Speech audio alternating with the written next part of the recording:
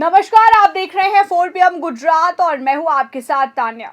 भारत पाकिस्तान सीमा के पास गुजरात के कच्छ से एक बेहद दूर दराज इलाके में पुरातत्वविदों को मध्यकालीन बस्ती के अवशेष मिले हैं। ये खोज इसीलिए भी महत्वपूर्ण मानी जा रही है क्योंकि यहाँ ईंटों से बनी विशाल संरचनाओं, प्राचीन कलाकृतियों और करीब 100 मानव कंकालों वाला एक कब्रिस्तान मिला है। आज जो इलाका सुनसान, बंजर और सीमा सुरक्षा के लिहाज से संवेदनशील दिखाई देता है, उसके बारे में शुरुआत शोध ये संकेत देता है कि सदियों पहले यहाँ एक सक्रिय और समृद्ध समुदाय रहा होगा। जानकारी के मुताबिक इस ऐतिहासिक स्थल का पता सबसे पहले बॉर्डर सिक्योरिटी फोर्स यानी बीएसएफ के जवानों को साल 2023 और 24 में नियमित गश्त के दौरान चला था। सीमा के इस वीरान इलाके में गश्त करते समय जवानों ने जमीन पर बिखरी हुई अजीब संरचनाएं और पुराने अवशेष देखे। दूर से देखने पर यह जगह किसी उजड़े हुए गांव जैसी लग रही थी। इस वजह से जवानों ने इसे स्थानीय तौर पर उजड़ा गांव कहना शुरू कर दिया। बाद में जब इस जगह की जानकारी शोधकर्ताओं तक पहुंची तो क्रांति गुरु श्यामजी कृष्ण वर्मा, कच्छ यूनिवर्सिटी और ऑक्सफोर्ड यूनिवर्सिटी से जुड़े शोधकर्ताओं ने इस क्षेत्र में वैज्ञानिक अध्ययन शुरू किया। शुरुआती तौर पर इस स्थल को बर्बादी गांव के नाम से भी संदर्भित किया गया।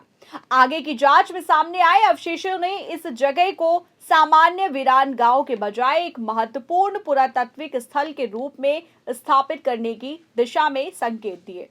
शुरुआती शोध के मुताबिक ये बस्ती मुख्य रूप से 11वीं से 14वीं सदी के बीच अस्तित्व में रही होगी। ये वो दौर था जिसे कच्छ और आसपास के क्षेत्र के इतिहास में सुमरा काल से जोड़ा जाता है। खुदाई और सर्वेक्षण के दौरान शोधकर्ताओं को ईंटों से बनी बड़ी बड़ी संरचनाएं मिली।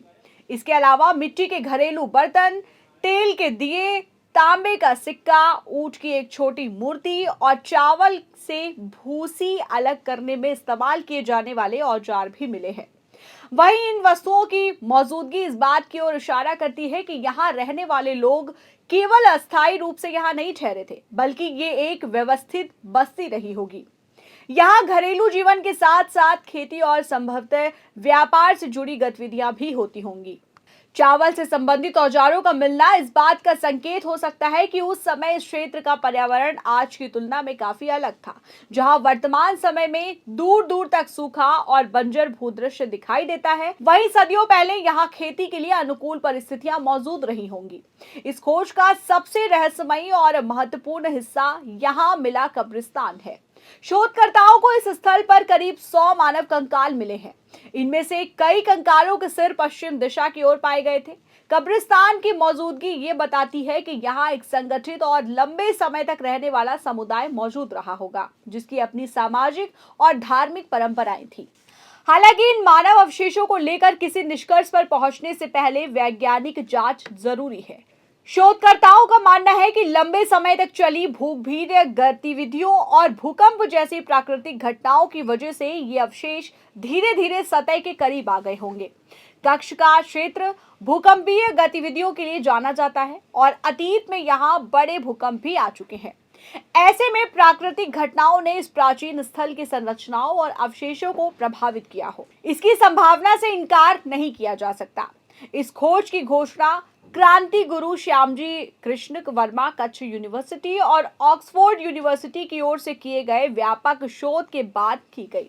बीएसएफ की मदद से शोधकर्ताओं ने इस क्षेत्र की शुरुआती वैज्ञानिक सर्वेक्षण किया। इसके बाद physical research laboratory, Birbal Sahni institute of palaeosciences और Deccan college post graduate and research institute से जुड़े विशेषज्ञों ने भी स्थल की जांच में योगदान दिया। शोधकर्ताओं के लिए इस खोज का महत्व केवल यहाँ मिले कंकालों या पुरानी इमारतों तक सीमित नहीं है। असली सवाल ये है कि आखिर आज के इस सुनसान सीमा क्षेत्र में सदियों पहले इतनी बड़ी बस्ती क्यों और कैसे विकसित हुई थी। इसका जवाब शायद उस समय भूगोल और जलमार्गों में छिपा हुआ है। शोधकर्ताओं का अनुमान है कि ये बस्ती किसी ऐसे प्राचीन जलमार्ग के आसपास बसी हो सकती है जो अंदरूनी इलाकों को अरब सागर से जोड़ता था।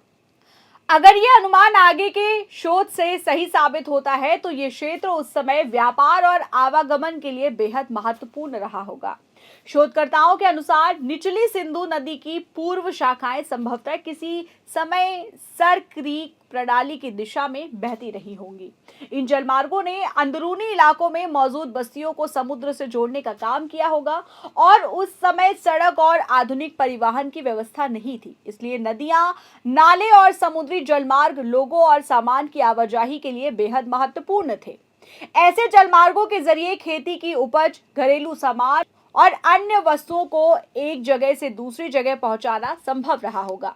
इससे अलग अलग बस्तियों के बीच संपर्क और व्यापारिक संबंध विकसित हुए होंगे और संभव है कि कक्ष का ये इलाका अरब सागर के आसपास मौजूद बड़े व्यापारिक नेटवर्क का हिस्सा रहा हो। वहीं आज भारत और पाकिस्तान के बीच अंतर्राष्ट्रीय सीमा इस पूरे क्षेत्र को दो अलग अलग देशों में बांटती है, लेकिन सदियों पहले ऐसा राजनीतिक विभाजन मौजूद नहीं था। उस समय यहाँ रहने वाले समुदाय के लिए सीमा जैसी कोई आधुनिक अवधारणा नहीं थी।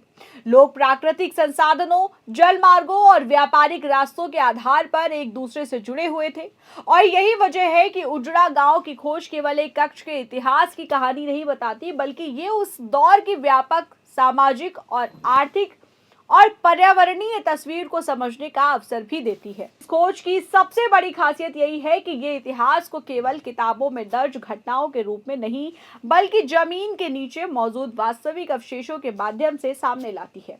ईंटों की दीवारें, मिट्टी के बर्तन, पुराने सिक्के, कृषि उपकरण और कब्रिस्तान मिलकर उस समाज की कहानी को बताते हैं जो सदियों पहले यहाँ रहता था और फिर धीरे धीरे इतिहास के पन्नों से गायब हो गया। आज बीएसएफ के जवान जिस इलाके में सुरक्षा की जिम्मेदारी निभाते हुए गश्त करते हैं, वहां कभी लोगों की आवाजाही, खेती और व्यापार हुआ करते होंगे। जिस जगह को जवानों ने दूर से देखकर एक उजड़ा हुआ गांव समझा था, उसके नीचे एक ऐसे अतीत के संकेत छिपे थे जिसने शोधकर्ताओं का ध्यान अपनी ओर खींच लिया। उजड़ा गांव की यह खोज इसलिए भी महत्वपूर्ण है क्योंकि ये भारत पाकिस्तान की सीमा के पास उस साझा इतिहास की ओर ध्यान दिलाती है जो आधुनिक राजनीतिक सीमाओं से कई पुराना है। ये इलाका कभी सांस्कृतिक, पर्यावरणीय और आर्थिक रूप से एक दूसरे से जुड़े समुदायों का हिस्सा रहा होगा। फिलहाल शोध जारी है और प्राचीन बस्ती के बारे में कई सवालों के जवाब आने अभी बाकी हैं। लेकिन अब तक सामने आए प्रमाण इतना जरूर बताते हैं कि कक्ष का ये वीरान इलाका हमेशा से वीरान नहीं था। सदियों पहले जहां जीवन था, खेती थी, व्यापार था और एक संगठित समुदाय रहता था। वहीं इस पूरे मामले को लेकर आप क्या सोचते हैं, आपकी क्या राय है, हमें कमेंट सेक्शन में जरूर बताइए। और अगर आपको ये वीडियो पसंद आई हो तो वीडियो को लाइक करें, शेयर करें और अगर अभी तक आपने हमारे चैनल को सब्सक्राइब नहीं किया है तो कर लीजिए और जुड़े रहिए 4PM गुजरात के साथ।